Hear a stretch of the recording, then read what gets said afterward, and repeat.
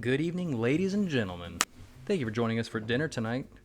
Although calling this selection we have dinner would be disrespectful to dinners everywhere, because what we have here is a lineup of bakery bench warmers from Starbucks. You won't find any cake pops or lemon cake on this table, only the rarest of goods for your viewing pleasure.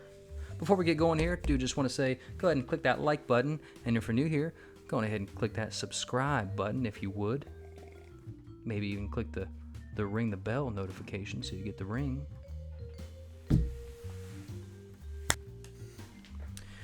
We ventured to our local Starbucks to determine what the least ordered bakery items were, and after some deliberation amongst the staff, it was determined that the 4 least ordered items at our Starbucks were the classic glazed donut, or old-fashioned donut, depending on who you ask, the Petite vanilla bean scone, the blueberry scone, and the almond croissant. And we got a chai tea latte to wash them all down. But we suspect this list could differ depending on where you're at, but according to our sources, and by sources I mean the girl that worked the drive-thru today, these are the 4 least ordered items in no specific order. Starting off, we have the classic glazed donut. Starbucks is celebrating their 50th anniversary this year, and we suspect that this might have been the first bakery item on the menu.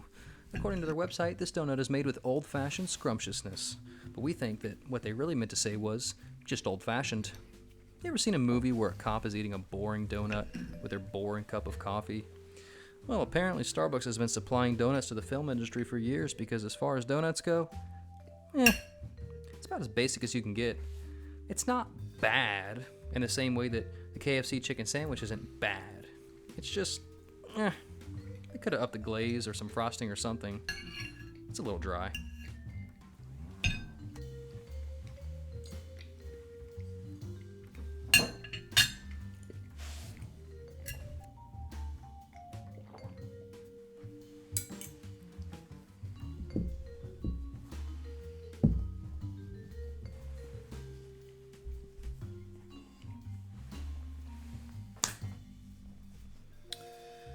And speaking of dry, next up we have the Petite vanilla bean scone. Again, referencing their own website, Starbucks claims that the scone is, and I quote, moist, fluffy petite scone made with real vanilla beans and natural vanilla extract equals a bite-sized treat that's superbly flavorful. In our tasting, however, we found that the scone is to moisture what the Sahara Desert is to precipitation. That is to say, it's rather dry. Fun fact about Starbucks, they were sued in 2016 for reportedly underfilling beverages. But I'm thinking they should have been sued for false advertising on their website because unless they wrote this description on April 1st, moist being used as an adjective for this scone is, as the kids say these days, cap.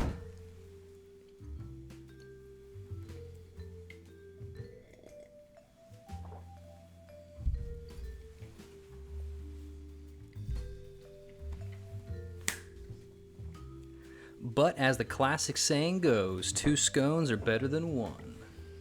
I think that was it anyway. Nonetheless, enter Blueberry Scone. If we were in a video game right now, I would say the vanilla bean scone would be sort of like a mini boss. And the final boss would be Blueberry Scone. If you thought our humor was dry, wait until you see us try to consume this crumbling atrocity that Starbucks charged us $3 for.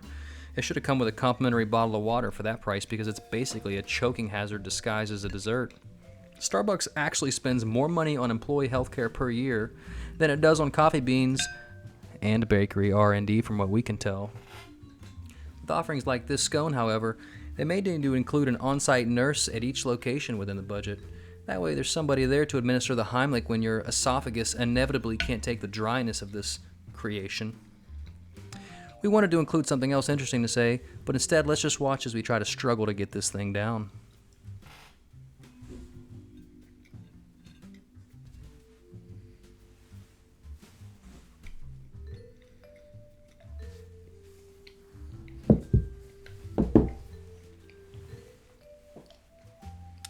And ladies and gentlemen, history is being set today as for the first time, we refuse to finish an item due to its incomprehensible dehydrated state.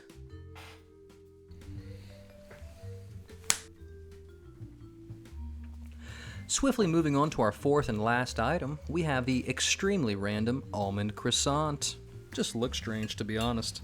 I love croissants as much as the next YouTuber, but to add almonds to the top seems weird. But like my mother always told me when I was just a youngin', snitches get stitches. And she also told me don't judge a book by its cover, because, surprisingly, this is by far and away the best item that we've had today. Our lovely barista at Starbucks informed us that this is the least ordered item officially on the entire menu, but we have to say these folks around here sleep. The croissant is fluffy, with just enough flaky, and it's not just almond shavings on top like it seemed when we first glanced at it. There's actually a nice filling throughout the croissant as well. It almost tastes sort of like apple, but according to the Buck themselves, it's an almond flan. They could potentially be the only almond flan retailers in all of Florida, but we ain't mad at it. They would say, generally speaking, it isn't surprising that these items are rarely ordered. The donut is, and the scones are basically both too dry to even eat without life support nearby. I always thought scones were supposed to be a bit on the crumbly side, but I think Starbucks might have went a little too hard with that concept. And the croissant? You can go ahead and order that one. It's not too bad, actually. I may even order it.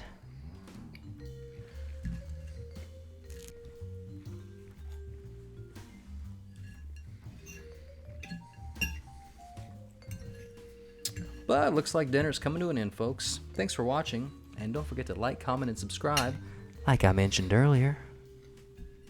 You can even leave us some ideas for future foods. We may listen, we may not, but there's only one way to find out. Oh yeah, and stick around after our end screen for an exclusive deleted scene. Bye.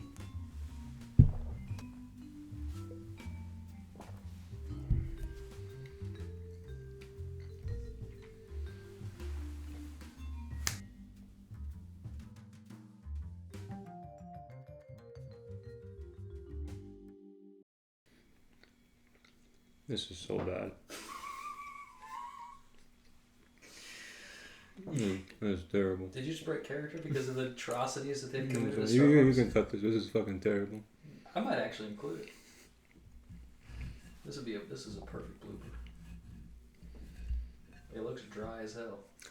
Look at that bitch crumbling on the plate. Good God.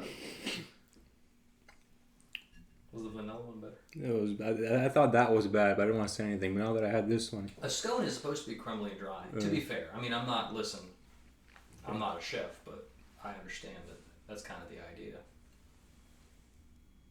Look at that. Don't hold it too far. I might crumble apart.